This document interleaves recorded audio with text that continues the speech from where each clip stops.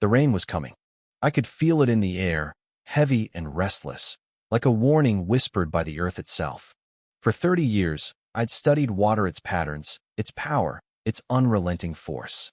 As a retired civil engineer, I'd built my flood barrier to protect my neighborhood, not to stir trouble.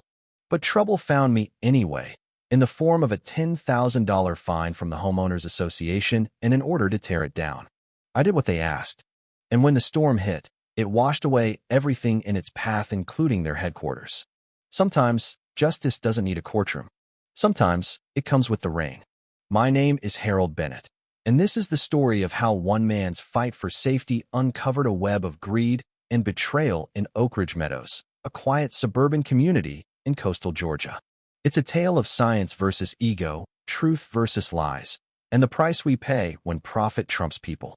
The trouble started on a crisp Tuesday morning in early September.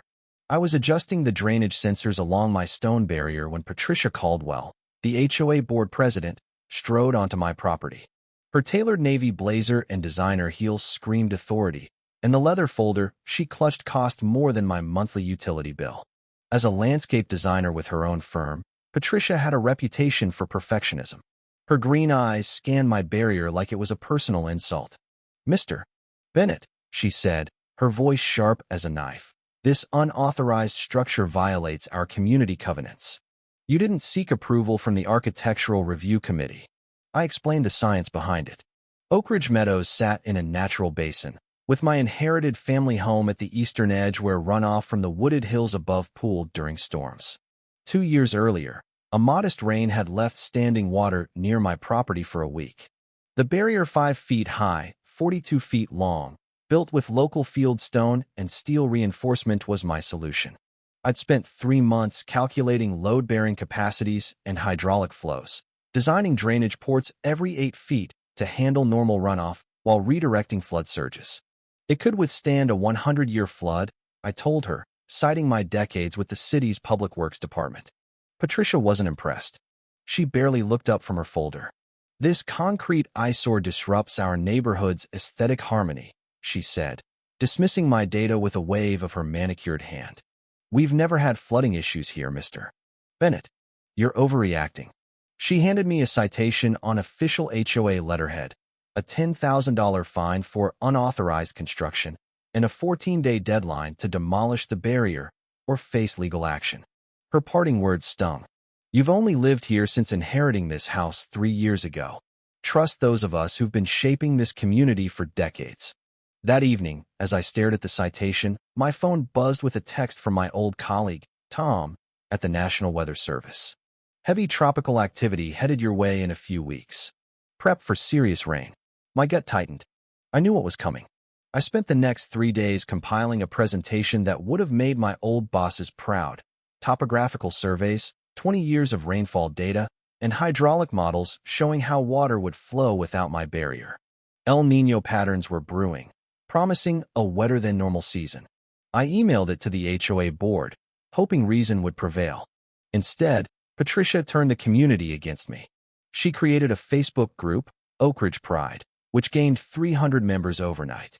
Her posts, with carefully angled photos making my barrier look like a fortress, called it a selfish project that ruined our scenic views. Comments poured in from neighbors I'd never met, demanding its removal. She scheduled an emergency meeting at the community clubhouse, where 50 residents clutched her printed posts and cheered her speech about protecting property values. I stood up, heart pounding. "Mrs. Caldwell, do you have a degree in hydraulic engineering? Are you familiar with federal flood mitigation standards?" I asked, my voice steady.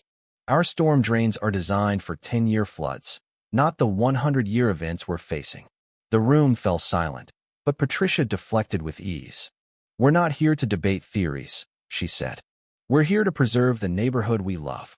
Whispers about a planned wellness center near the clubhouse hinted at her real motives.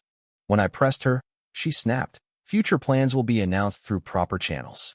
But her unease was palpable.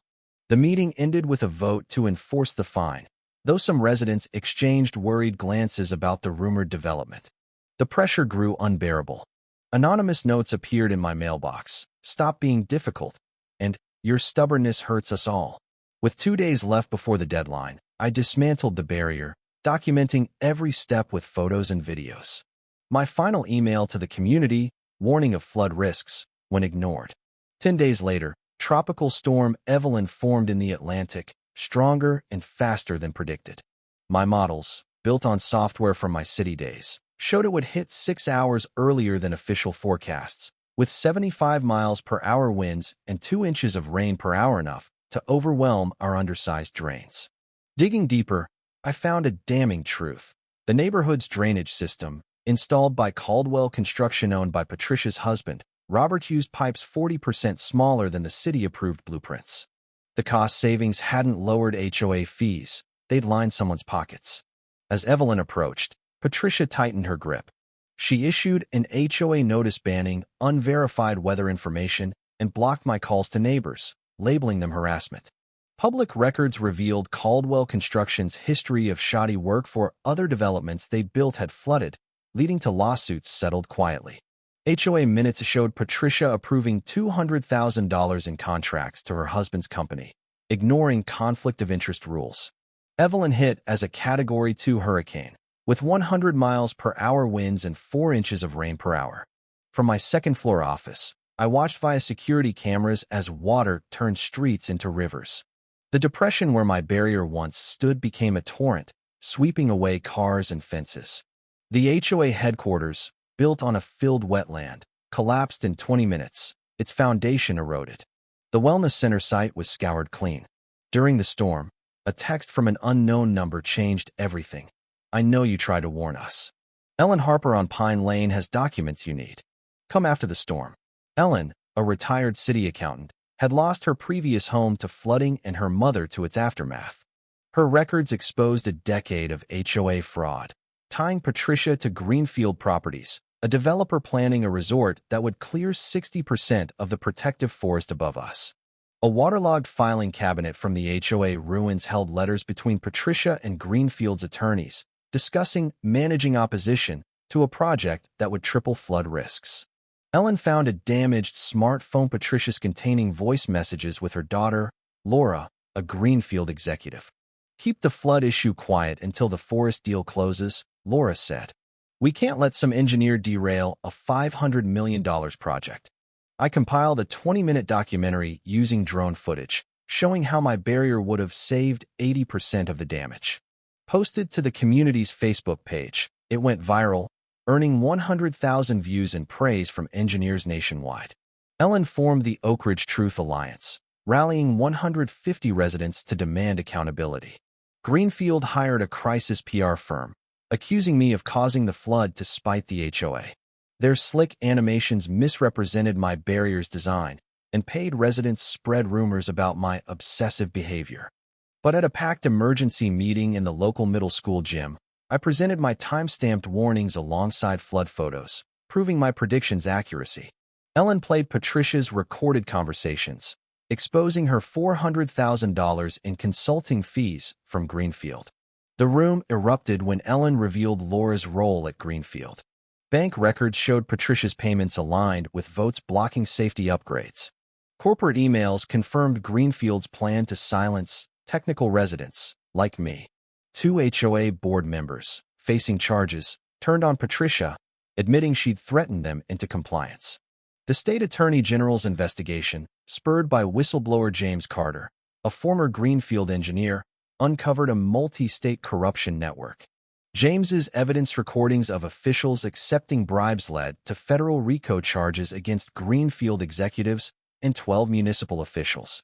Patricia faced conspiracy, fraud, and reckless endangerment charges, a $500,000 restitution order, and a permanent HOA ban. 18 families sued her and Greenfield for $6 million. Caldwell Construction lost its license, and Greenfield's assets were frozen. In a quiet courthouse room, Patricia, a shadow of her former self, begged for a deal. "I thought I was protecting the community," she whispered, tears falling. The money made it easy to ignore the risks. I didn't respond. Justice wasn't about her regret, it was about accountability. Ellen became interim HOA chair, implementing the Oak Ridge Accountability Charter, mandating transparency and technical oversight. I led the Infrastructure Safety Board, designing the Oak Ridge Resilience Park, a flood protective space with trails, native plants, and educational displays.